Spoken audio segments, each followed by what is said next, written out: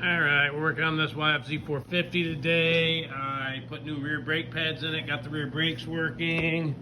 Had to fill up with fluid and bleed them out. Now I'm gonna go after this pipe. Now that I look at it closer, I thought maybe there just wasn't a ring like up in here and that's why it was leaking like crazy. But now that I look closer, I think the pipe is broken off of that flange.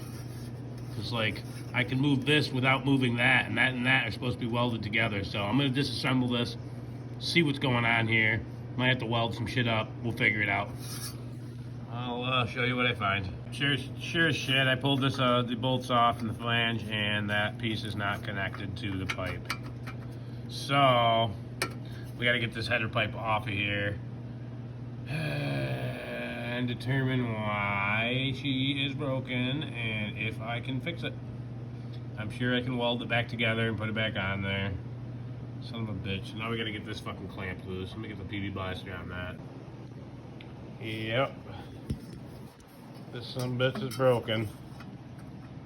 So that's supposed to be welded to that. I shouldn't be able to just take that off.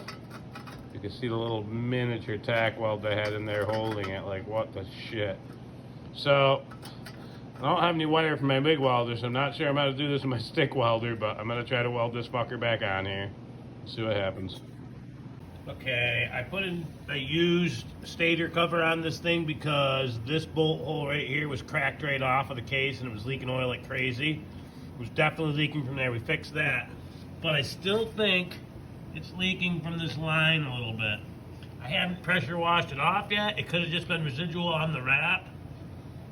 It's hose clamped right there at the end. I don't know if you can see that. There's a hose clamp right there on the line. I might pressure wash this all off first, fire it up, get it warm, shut it down, make sure it's not actually just not leaking and it's just residual. Because that's like a wrap on that hose, and I mean it's not on the ground, but it's just still all wet right there. So I'm gonna clean it first. If it still is leaking, we'll go from there. Alright, I got this in the vise, I got it wire wheeled up. Like I said, I'm out of MIG wire, I'd use that. That works really good for thin stuff.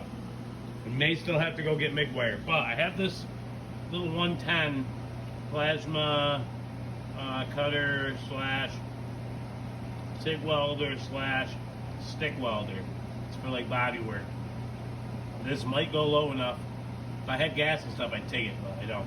This might go low enough with the stick to be able to do it. If not, I'll run to Harbor Freight or Tractor Supply or something and grab a roll for this thing. And we'll definitely be able to do it with that. But I'm definitely not going to be able to do it with the big boy. She will just burn straight through it. So, I'm going to go have some lunch and I'm going to come back out and try this. I'll show you how it goes. Not my beautifulest welds ever. Don't critique me too bad here, but I got it sealed. I'm going to grind this down with like a little diamond wheel. You know, I don't want a big lip in here where the exhaust has to flow through. Clean everything up real good, see if I missed anything, and we'll go from there. I think we got it though. I don't know if you can see it or not, but I did get it welded, got it ground back down. Should be pretty good.